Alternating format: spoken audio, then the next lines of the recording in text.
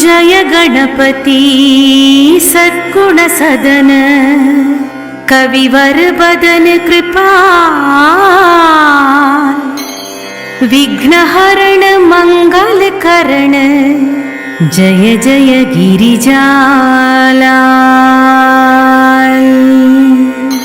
जय जय जय गणपति गजराजु मंगल भरण करण शुभ काजु जय गज बदन सदन सुखदाता विश्व विनायक बुद्धि विधाता वक्रतुंड शुचिशुंड सुहावन तिलक त्रिपुंड भाल मन भावन।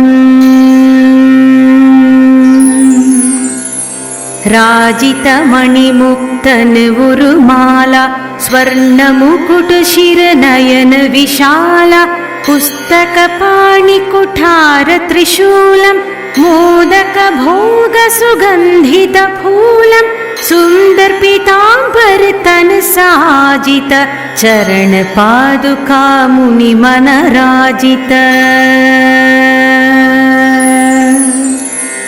धनि शिव सुवन षडानन भ्राता गौरी ललन विश्व विधाता रिद्धि सिद्धि तव चवर सुधारे मूषक वाहन सोहत द्वारे कहौ जन्म शुभ कथा तुम्हारी अति शुचि पावन मंगलकारी। एक समय गिरिराज कुमारी पुत्र हेतु तप किन्हा भारी भयो यज्ञ जब पूर्ण अनुपा तब पहुँचो तुम धरि द्विज रूपा अतिथि जानी कई गौरी सुखारी बहुविधि सेवा करी तुम्हारी। अति प्रसन्न हुई तुम वर दीन्हा मातु पुत्र हित जो तप कीन्हा मिलहि पुत्र तो ही बुद्धि विशाला बिना गर्भ धारण यही काला गणनायक गुण ज्ञान निधाना पूजित प्रथम रूप भगवाना। अस कहि अंतर्ध्यान रूप हुई पलना पर बालक स्वरूप हुई बनि शिशुरुदन जब ही तुम ठाना लखी मुख सुख नहीं गौरी समाना सकल मगन सुख मंगल गावहि नभते सुरन सुमन वर्षावहिं। शंभुः मां बहुदान लुटावहि सुर मुनि जनयुत देखन आवहि लखी अति आनंद मंगल साजा देखन भी आये शनि राजा निज अवगुण गुनि शनि मन माहि बालक देखन चाहत नाही। गिरिजा कछु मन भेद बढ़ायो उत्सव मोरन शनि तुहि भायो कहन लगे शनि मन सकुचाई का करि हूँ शिशु मोहि दिखाई नहीं विश्वास वो माँ कर भयवु शनि सोन बालक देखन कहवु। पड़तहि शनि दृग कोण प्रकाशा बालक सिर उड़ि गयो आकाशा गिरिजा गिरी विकल हुई धरणी सो दुख दशा गयो नहीं वरणी हाहाकार मचो कैलासा शनि कीन्ह्यो लखी सुत का नाशा। तुरत गरुड़ चढ़ी विष्णु सिधाये काटी चक्र सो गज शिर लाये बालक के दड़वो पर धार्यो प्राण मंत्र पढ़ शंकर डार्यो नाम गणेश शंभु तब कीन्हे प्रथम पूज्य बुद्धि निधि वर दीन्हे। बुद्धि परीक्षा जब शिव कीन्हा पृथ्वी पर प्रदक्षिणा लीन्हा चले षडानन मरुमि भुलाई रचि बैठी तुम बुद्धि उपाई चरण माधु पितु के धर लीन्हे तिनके साथ प्रदक्षिण कीन्हे। धनि गणेश कहि शिव हिय हर्षो नभते सुरन सुमनु बहु बर्षो तुम्हारी महिमा बुद्धि बढ़ाई शेष सहस मुख सकई न गाई मैं मदिहीन मलिन दुखारी करह कौन विधि विनय तुम्हारी। भजत राम सुंदर प्रभुदासा लख प्रयाग ककरा दुर्वासा अब प्रभु दया दीन पर कीजे अपनी शक्ति भक्ति कछ दीजे अपनी शक्ति भक्ति कछ दीजे। श्री गणेश यह चालीसा पाठ करे धर ध्यान नित नव मंगल गृह बसई लहि जगत सन्मान। संबत अपन सहस्र दश ऋषि पंचमी दिनेशा पूर्ण चालीसा भयो मंगल मूर्ति गणेश।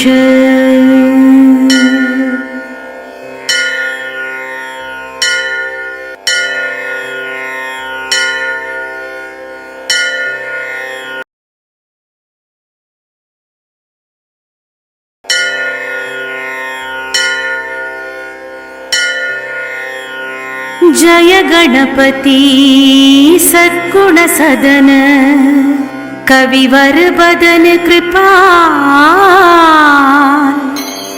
विघ्नहरण मंगल करण जय जय गिरिजालाल। जय जय जय गणपति गजराजु मंगल भरण करण शुभ काजु जय गज बदन सदन सुखदाता विश्व विनायक बुद्धि विधाता वक्रतुंड शुचि शुंड सुहावन तिलक त्रिपुंड भाल मन भावन। राजित मणिमुक्तन उरुमाला स्वर्ण मुकुट शिर नयन विशाला पुस्तक पाणि कुठार त्रिशूलम मोदक भोग सुगंधित फूलम सुंदर पीतांबर तन साजित चरण पादुका मुनि मन राजित। धनि शिव सुवन षडानन भ्राता गौरी ललन विश्व विधाता रिद्धि सिद्धि तव चवर सुधारे मूषक वाहन सोहत द्वारे कहौ जन्म शुभ कथा तुम्हारी अति शुचि पावन मंगलकारी। एक समय गिरिराज कुमारी पुत्र हेतु तप किन्हा भारी भयो यज्ञ जब पूर्ण अनुपा तब पहुँचो तुम धरि द्विज रूपा अतिथि जानी कई गौरी सुखारी बहुविधि सेवा करी तुम्हारी। अति प्रसन्न हुई तुम वर दीन्हा मातु पुत्र हित जो तप कीन्हा मिलहि पुत्र तुहि बुद्धि विशाला बिना गर्भ धारण यही काला गणनायक गुण ज्ञान निधाना पूजित प्रथम रूप भगवाना। अस कहि अंतर ध्यान रूप हुई पलना पर बालक स्वरूप हुई बनि शिशु रुदन जब ही तुम ठाना लखी मुख सुख नहीं गौरी समाना सकल मगन सुख मंगल गावहिं नभते सुरन सुमन वर्षावहिं शंभुः मां बहुदान लुटावहिं सुरमुनि जनयुत देखन आवहि लखी अति आनंद मंगल साजा देखन भी आये शनि राजा निज अवगुण गुनि शनि मन माहि बालक देखन चाहत नाही गिरिजा कछु मन भेद बढ़ायो उत्सव मोरन शनि तुहि भायो कहन लगे शनि मन सकुचाई का करि हूँ शिशु मोहि दिखाई नहीं विश्वास वो माँ कर भयवु शनि सोन बालक देखन कहवु पड़तहि शनि दृग कोण प्रकाशा बालक सिर उड़ि गयो आकाशा गिरिजा गिरी विकल हुई धरणी सो दुख दशा गयो नहीं वरणी हाहाकार मचो कैलासा शनि कीन्ह्यो लखी सुत का नाशा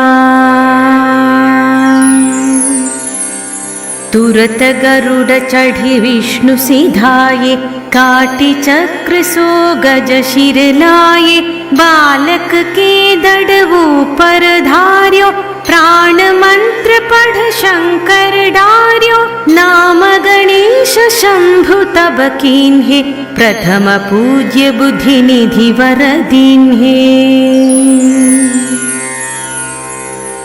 बुद्धि परीक्षा जब शिव कीन्हा पृथ्वी पर प्रदक्षिणा लीन्हा चले षडानन मरुमि भुलाई रचि बैठी तुम बुद्धि उपाई चरण माधु पितु के धर लीन्हे तिनके साथ प्रदक्षिण कीन्हे धनि गणेश कहि शिव हिय हर्षो नभते सुरन सुमन बहु बर्षो तुम्हारी महिमा बुद्धि बढ़ाई शेष सहस मुख सकई न गाई मैं मदिहीन मलिन दुखारी करह कौन विधि विनय तुम्हारी भजत राम सुंदर प्रभुदासा लख प्रयाग ककरा दुर्वासा अब प्रभु दया दीन पर कीजे अपनी शक्ति भक्ति कछ दीजे अपनी शक्ति भक्ति कछ दीजे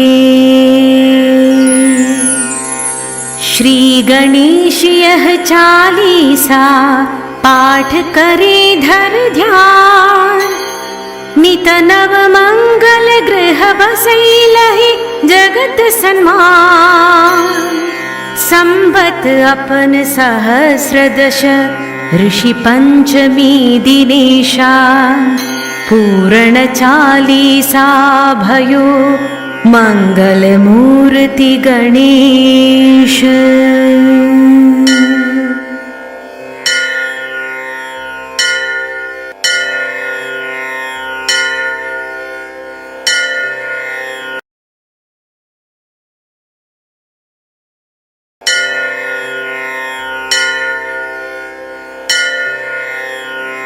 जय गणपति सद्गुण सदन कविवर बदन कृपाल विघ्नहरण मंगल करण जय जय गिरिजालाल जय जय जय गणपति गजराजु मंगल भरण करण शुभ काजु जय गज बदन सदन सुखदाता विश्व विनायक बुद्धि विधाता वक्रतुंड शुचि शुंड सुहावन तिलक त्रिपुंड भाल मन भावन राजित मणिमुक्ता तन उरुमाला स्वर्णमुकुट शिर नयन विशाला पुस्तक पाणि कुठार त्रिशूलं मोदक भोग सुगन्धित फूलं सुन्दर पीताम्बर तन साजित चरण पादुका मुनि मनराजित धनि शिव सुवन षडानन भ्राता गौरी ललन विश्वविधाता रिद्धि सिद्धि तव चवर सुधारे मूषक वाहन सोहत द्वारे कहौ जन्म शुभ कथा तुम्हारी अति शुचि पावन मंगलकारी। एक समय गिरिराज कुमारी पुत्र हेतु तप किन्हा भारी भयो यज्ञ जब पूर्ण अनुपा तब पहुँचो तुम धरि द्विज रूपा अतिथि जानी कई गौरी सुखारी बहुविधि सेवा करी तुम्हारी। अति प्रसन्न हुई तुम वर दीन्हा मातु पुत्र हित जो तप कीन्हा मिलहि पुत्र तुहि बुद्धि विशाला बिना गर्भ धारण यही काला गणनायक गुण ज्ञान निधाना पूजित प्रथम रूप भगवाना।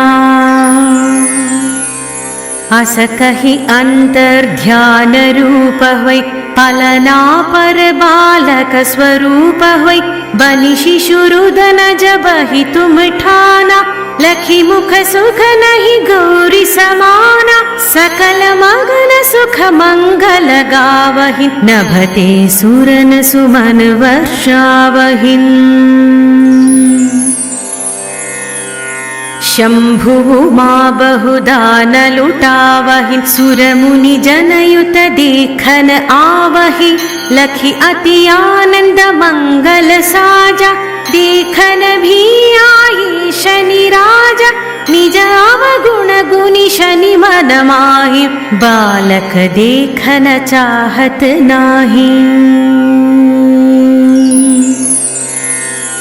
गिरिजा कछु मन भेद बढ़ायो उत्सव मोरन शनि तुहि भायो कहन लगे शनि मन सकुचाई का करि हूँ शिशु मोहि दिखाई नहीं विश्वास वो माँ कर भयवु शनि सोन बालक देखन कहवु।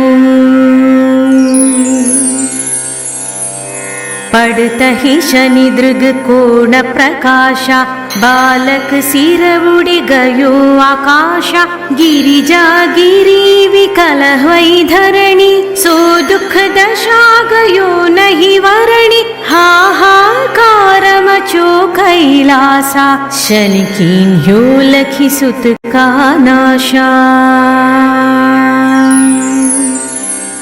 तुरत गरुड़ चढ़ी विष्णु सिधाये काटी चक्र सो गज शिर लाये बालक के दड़वो पर धार्यो प्राण मंत्र पढ़ शंकर डार्यो नाम गणेश शंभु तब कीन्हे प्रथम पूज्य बुद्धि निधि वर दीन्हे। बुद्धि परीक्षा जब शिव कीन्हा पृथ्वी पर प्रदक्षिणा लीन्हा चले षडानन मरुमि भुलाई रचि बैठी तुम बुद्धि उपाई चरण माधु पितु के धर लीन्हे तिनके साथ प्रदक्षिण कीन्हे। धनि गणेश कहि शिव हिय हर्षो नभते सुरन सुमनु बहु बर्षो तुम्हारी महिमा बुद्धि बढ़ाई शेष सहस मुख सकई न गाई मैं मदहीन मलिन दुखारी करह कौन विधि विनय तुम्हारी। भजत राम सुंदर प्रभुदासा लख प्रयाग ककरा दुर्वासा। अब प्रभु दया दीन पर कीजे, अपनी शक्ति भक्ति कछ दीजे, अपनी शक्ति भक्ति कछ दीजे। श्री गणेश यह चालीसा पाठ करे धर ध्यान। नित नव मंगल गृह बसई लहि जगत सन्मान। संबत अपन सहस्र दश ऋषि पंचमी दिनेशा। पूर्ण चालीसा भयो मंगल मूर्ति गणेश।